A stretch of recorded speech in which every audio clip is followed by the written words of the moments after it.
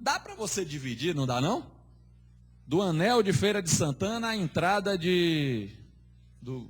qual é a cidade lá? Amélia Rodrigues. De Amélia Rodrigues até o cruzamento com a BA 040.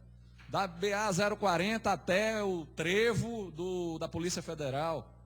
É sempre possível a gente subdividir tarefas e ficar dentro dessa regra de ouro.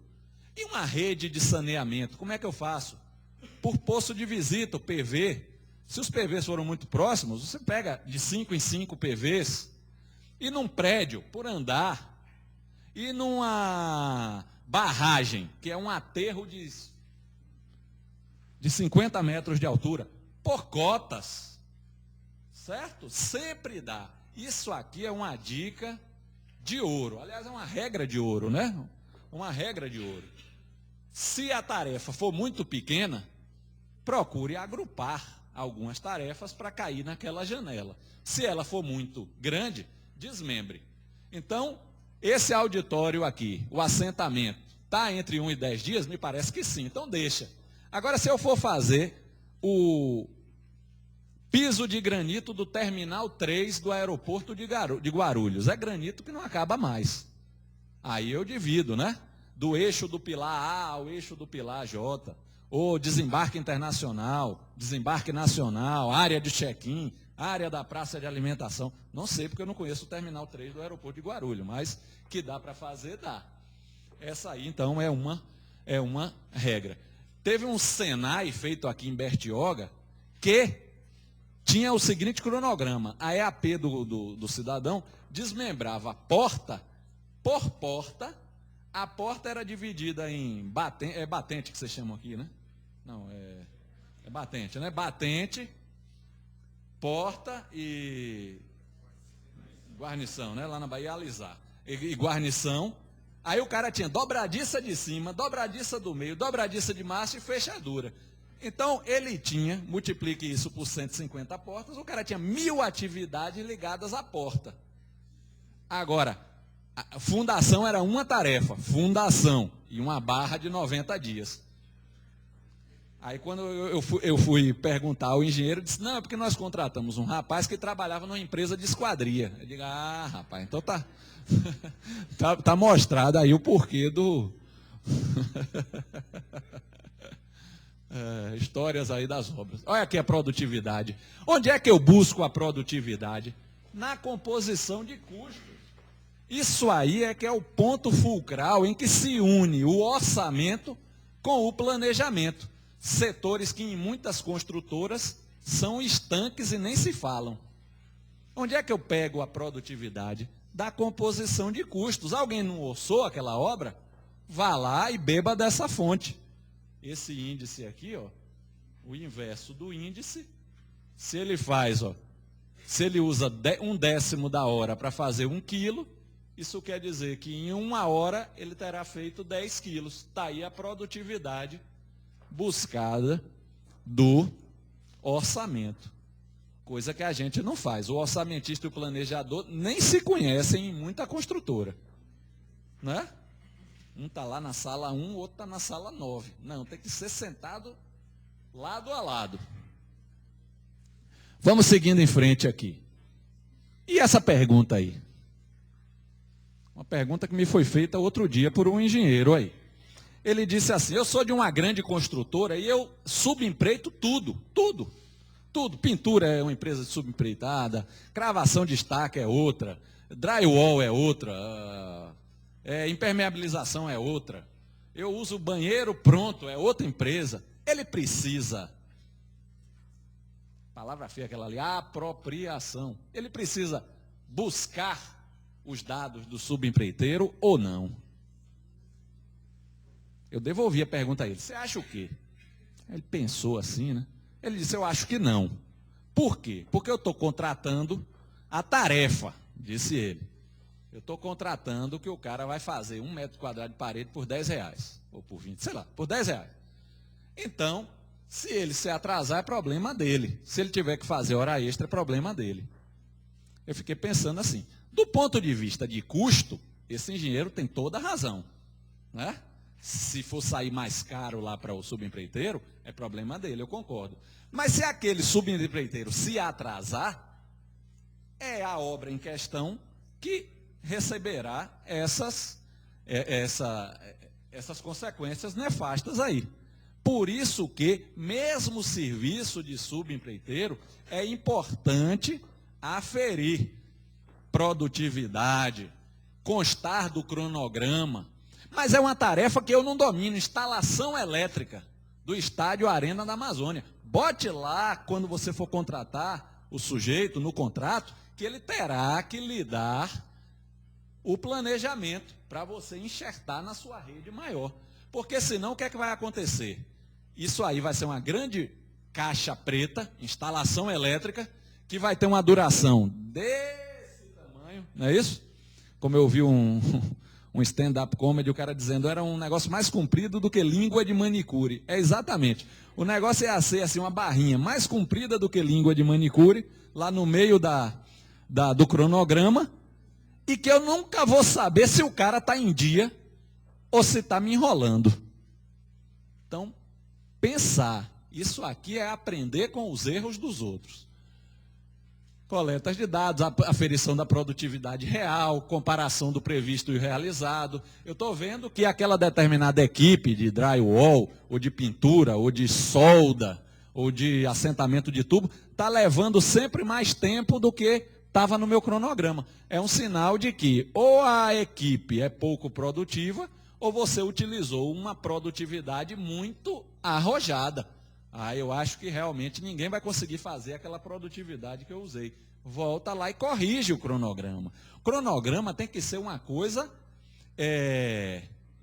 inteligente e flexível. Você quer ver uma coisa que me dá náusea? Eu entro numa obra, vou lá no barracão, aí eu olho assim, eu digo, porra, que cronograma bonito.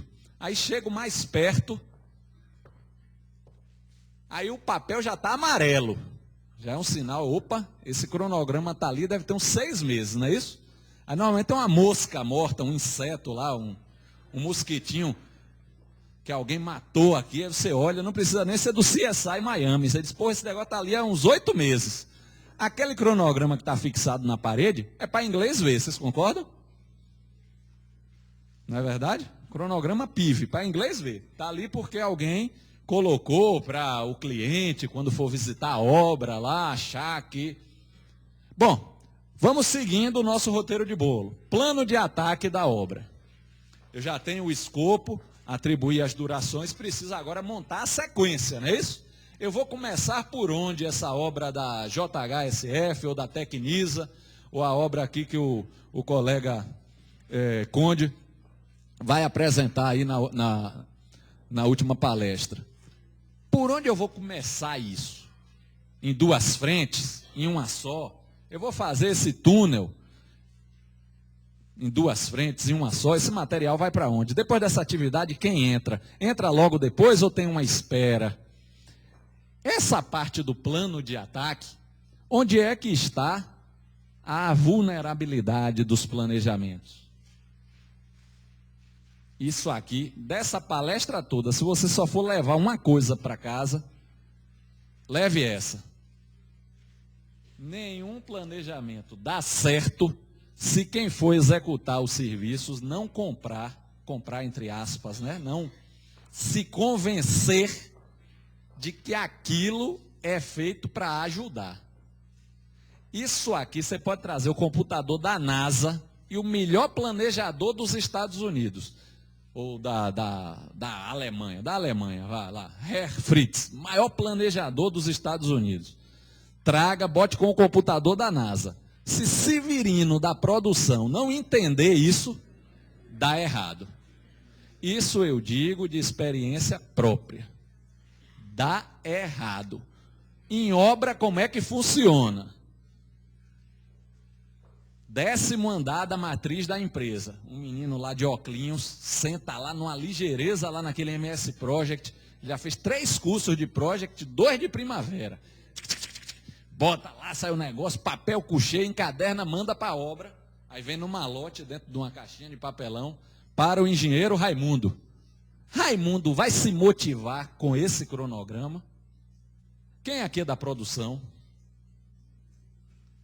Ninguém? Poxa, todo mundo do planeta. Você também, né? Pronto. O cara da produção vai se motivar com isso? Não. Pior ainda, vai torcer para dar errado. Isso é psicologia de pessoas. É psicologia de massas. O cara vai dizer, como é que pode aquele menino cheirando a leite, CDF, lá no carpete, nunca pisou numa obra, vai dizer como eu vou fazer minha obra? Você vai ver que daqui a 15 dias está furado. Aí olha com desdém para o planejamento. É assim ou não é? É. Esse cara está trabalhando com aquela mentalidade do feeling, né? No meu feeling, a obra está aqui, ó. Só que aí dá rocha num determinado lugar, em banana todo a obra está aqui. Né? Porque ele ia começar ali para passar para cá, mas ali deu rocha ou deu água. Aí já baratinou tudo. O que é que tem que ser feito aí? Aí não é coisa de engenheiro, é coisa de psicólogo. É consultar. Consultar. Tem que envolver as pessoas. A engenharia tem que sentar e ainda na fase da EAP, dizer assim, é assim que nós vamos desmembrar essa obra. Sempre alguém tem um comentário, sempre alguém tem uma informação, uma opinião. Aí depois você diz, essa produtividade aqui, Raimundo, do assentamento do tubo aí nesse município, nessa condição, deixa eu dar uma olhada aqui, porque eu já fiz uma obra parecida lá no Ceará. Tá bom, isso aí dá certo. Eu consigo fazer 150 metros por semana, ou 10 por dia, ou 5 por dia, ou 20 por dia. Ou então, não, isso aí não dá não. Você já olhou lá o terreno? Você já viu que embaixo do tubo eu preciso botar um berço de argamassa, de não sei o que. Aí o que acontece? Raimundo passa a ser coautor do planejamento que aquele menino cheirando a leite com cara de CDF de óculos no 10º andar da Faria Lima está fazendo. Né? Quando chegar pelo malote, dentro daquela caixa de papelão, Raimundo já vai ter um certo interesse em ver. Às vezes a opinião dele até não foi incorporada, mas ele vai ter curiosidade e vai se sentir um coautor. Um coautor. Uma vez o doutor Norberto Odebrecht disse uma coisa certa, ninguém se motiva com aquilo que desconhece. Agora, envolva a pessoa, ela passa a se motivar mais. Isso aqui não é só Raimundo, o engenheiro, não, é Severino, mestre, são as equipes de campo que estão espalhadas, é o subempreiteiro. Aí você faz uma teia em que todo mundo está de braço dado, torcendo, não mais para dar certo, para mostrar que o menino do 10º andar da Faria Lima é um incompetente, mas agora todo mundo está torcendo para dar certo, porque todo mundo, de alguma maneira, se tornou um coautor desse trabalho. Vamos seguindo em frente aí, certo? Então, por que isso?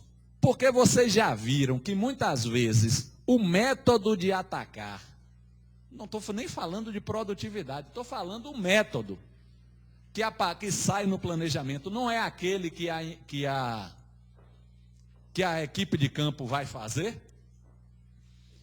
Uns 10 anos, talvez tenha até mais. Uma das primeiras obras de Salvador que tinha drywall. Aí o primeiro cronograma estava assim, o drywall e depois o piso cerâmico. Quando a gente foi fazer esse envolvimento aqui das pessoas, aí um encarregado disse, doutor, esse drywall não dá para ser assentado em cima do piso? Dá. Então para que eu vou fazer o piso depois, para ficar lá só fazendo recorte de pedra? Não é melhor eu fazer, eu me lembro ele dizendo isso, uma fonte nova, a fonte nova é o estádio, né? Não é melhor eu fazer uma fonte nova aqui, que eu saio desembestado, assentando cerâmica, sem fazer rejunte, só quando chegar lá no final. E depois eu assento esse drywall em cima. Poxa, olha uma luz. Olha a luz. Se não tivesse esse fórum lá de Severino dar o palpite, ia todo mundo ficar rindo, né? Do menino lá no 10º andar da Avenida Tancredo Neves. Mas isso aqui é uma dica. Ó, tá amarelo para lembrar ouro, uma dica de ouro. Não faça sem envolver a equipe de campo. eles sabem mais lá do dia a dia do que quem está fazendo o planejamento.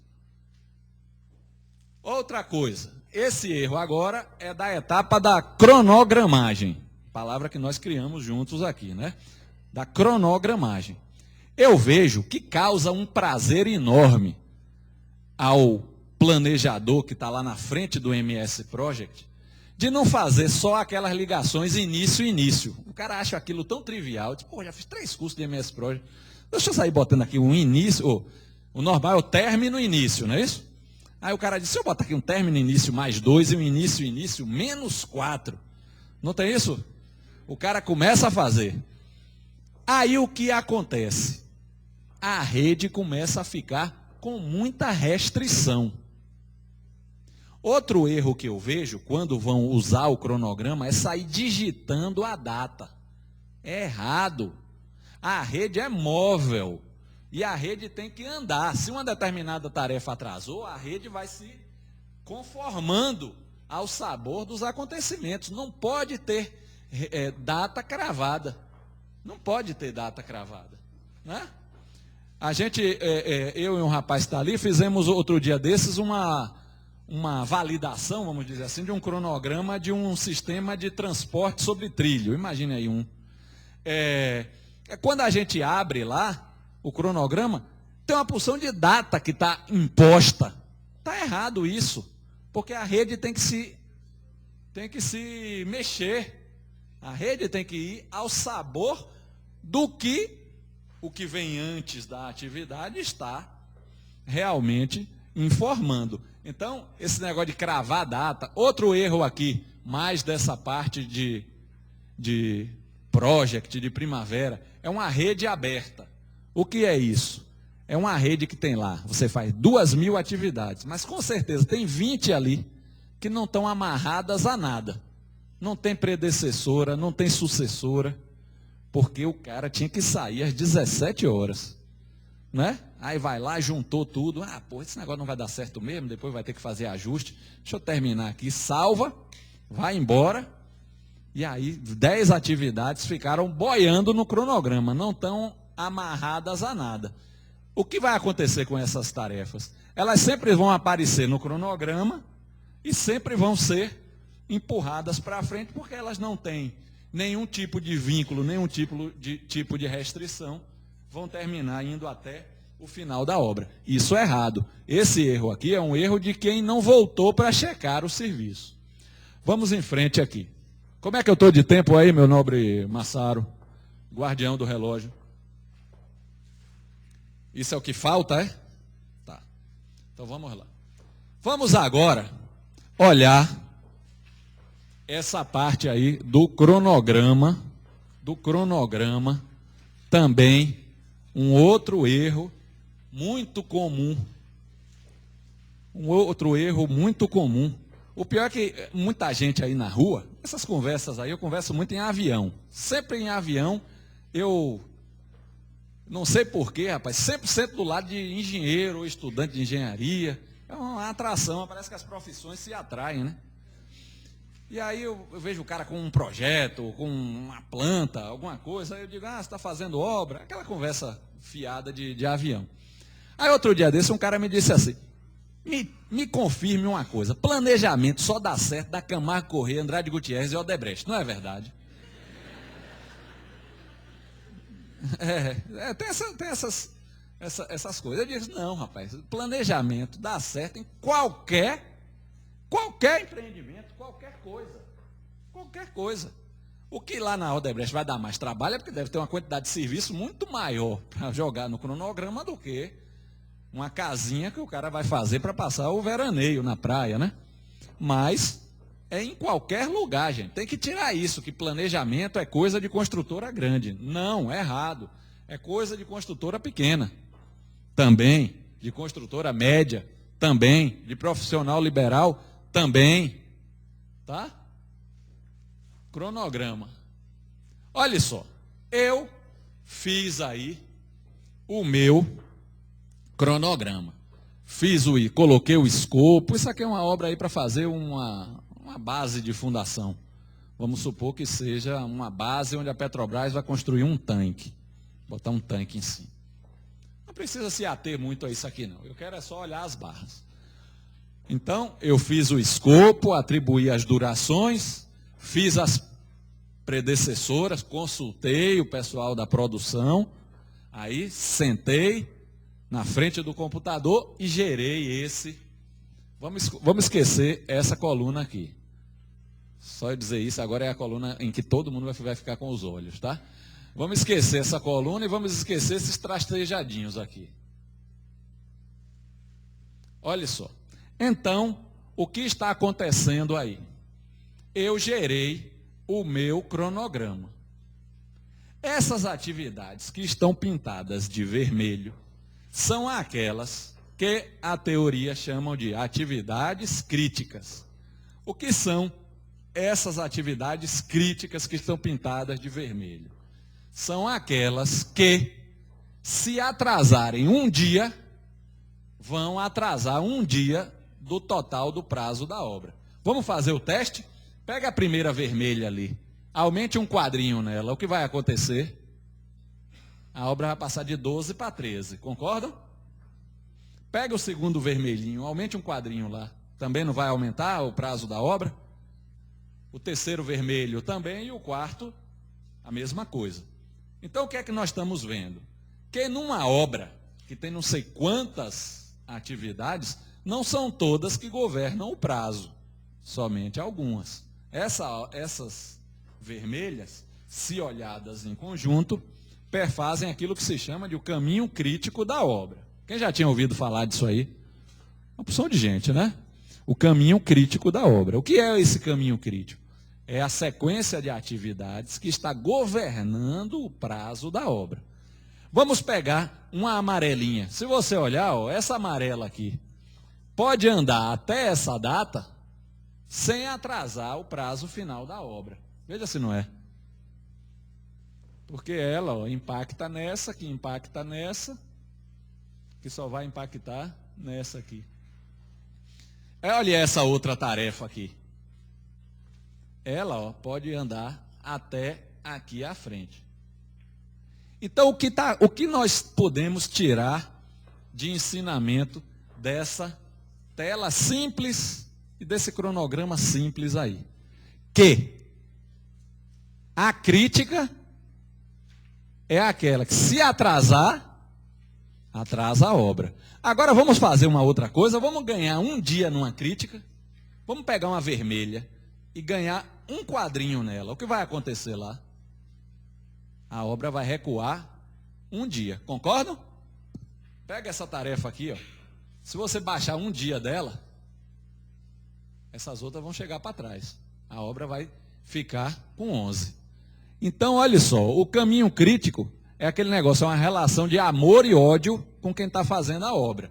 Ódio porque se eu perder um dia em uma tarefa crítica, meu prazo se dilata um dia. Mas se eu ganhar um dia numa atividade crítica, o que vai acontecer? A obra vai ganhar um dia.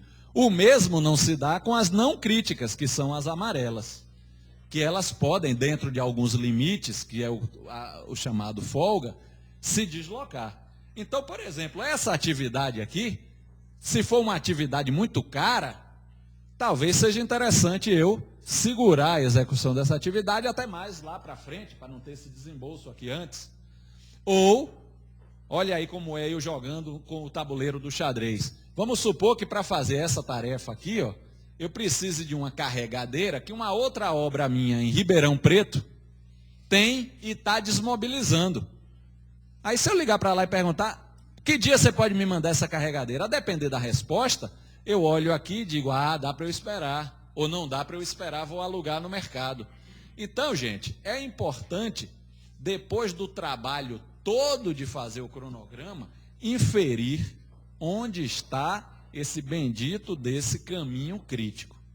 Porque você quer ver uma coisa que já aconteceu aqui, eu diria com 100, não, 100 é muito, né? 100% é muito, né? Mas que já aconteceu com 75% de vocês, estar em hora extra na obra com uma tarefa que não está no caminho crítico. É uma boa ou não? Eu botar essa tarefa aqui em hora extra? Ou essa? Não, né? Se eu tiver que colocar alguém em hora extra ou abrir um segundo turno, tem que ser a vermelha, a crítica. Aí o que acontece? Aquele engenheiro, tomador de providência, diz: ih, rapaz, minha obra está com cara de atrasada.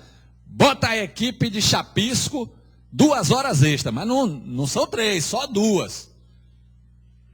Mas o chapisco não está no caminho crítico. O cara está dando um tiro no pé. Está claro essa conclusão que eu estou tirando aqui desse cronograma? Esses programas todos aí, comerciais de geração de cronogramas, mostram o caminho crítico. É só você fazer isso. Mas muitas vezes o cara sai do curso e não consegue nem no curso aprender. Curso de MS Project, 60 horas. O cara passou 60 horas na frente do computador e não aprendeu isso. Aí é a crítica que eu faço. Por quê? Porque está tomando um curso de planejamento com um professor que dá Excel, Word, básico de internet, PowerPoint e MS Project. Está faltando o lado de fundamento de engenharia, para a gente entender o que é o caminho crítico. Isso aí, quando eu faço um cronograma, terminei, filtro e me mostra o caminho crítico. Porque agora é nisso que eu venho olhando. Opa, essa atividade aqui está crítica por estar muito longa. Será que eu consigo diminuir esse tempo de suprimento? Ou será que essa aqui eu posso trabalhar em 2 frentes para diminuir a duração dela? Essa daqui, poxa, só para essa tarefa eu vou autorizar 1 hora extra aí de sábado e de domingo. Assim a gente começa a planejar de forma inteligente, tá? De forma inteligente. Colocar, olha lá, o que acontece com quem coloca uma atividade não crítica em hora extra? Acontece o quê? Não está tendo nenhum ganho de cronograma e está gastando um dinheirinho lá desnecessário com aquele acréscimo que a hora extra representa. Está claro isso aí, gente? Está claro isso aí? Aí você diz: não, mas na Odebrecht, na Andrade Gutierrez fazem certo. Também fazem errado. Também fazem errado, porque muitas vezes no afã de produzir alguma coisa, tem que fazer o cronograma e voltar para checar. Na Arena da Amazônia tinha um negócio de um muro lá que estava em hora extra. Para quê?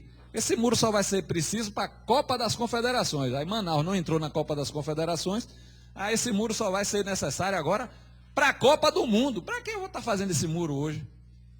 Deixa para depois, não é não? Ou deixa o muro como um plano B. Estou com falta de serviço, ataca o muro. Então, é jogar com a cabeça. Caminho crítico é um instrumento gerencial importantíssimo para todos os setores da construtora. Quer ver um caso típico? Uma barragem aí, de Furnas Centrais Elétricas. Eu fiz um trabalho e tinha um construtor dizendo que o fato de Furnas não ter desapropriado uma determinada fazenda tinha feito ele atrasar a obra.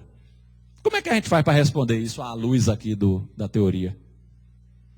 Eu digo, onde está essa tarefa que ele disse em que se atrasou? Deixa eu ver se ela é crítica ou não era crítica.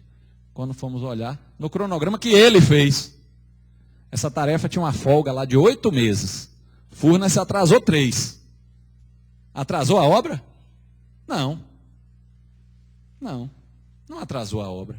Está vendo como a gente usa o planejamento para gerir no dia a dia, para gerenciar no dia a dia a obra? Não é chute, é fundamento. E a importância de ter o cronograma é que a gente desvia o foco das pessoas para o cronograma. Deixa de ser uma coisa de vaidades para ser algo objetivo, no papel. Não sou eu que estou dizendo, é o papel. É o cronograma. E vamos aqui para o nosso penúltimo erro, seguindo a cronologia, a receita de bolo do planejamento. O nosso 8º erro seria aquele de que o cronograma muitas vezes fica muito comprimido em determinadas etapas da obra, e aí a quantidade de recursos que eu preciso para fazer a obra apresenta alguns picos. É o que se chama de superalocação, né? Em determinados momentos da obra, eu requeiro mais são requeridos mais tratores do que eu tenho. Em alguns períodos da obra, eu só tenho uma máquina de solda, mas aparecem ali 5. É por isso que eu recomendo pegar os principais recursos da obra, de equipamento, de material, e talvez de mão de obra, algum assim mais difícil de repor, e alocar nas tarefas. Porque aqui, ó, essa quantidade de trator que está sendo requerida para essa tarefa, para essa e para essa, está apontando para 8 tratores, mas a minha construtora só tem 6. O que a gente teria que fazer para debelar esse incêndio aí? O que vocês sugeririam?